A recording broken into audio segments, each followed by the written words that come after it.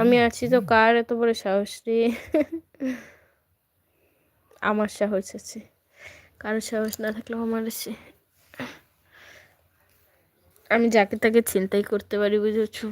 আমার কাছে জাদু আছে, এক জাদু করিব না, ছিনতাই হয়ে যাবে। শায়নের ম্যাডামজিকে নিয়ে যায়, কার সাহস? অনেক মানুষের সাহস আছে, আমারই আছে, বুঝলাম।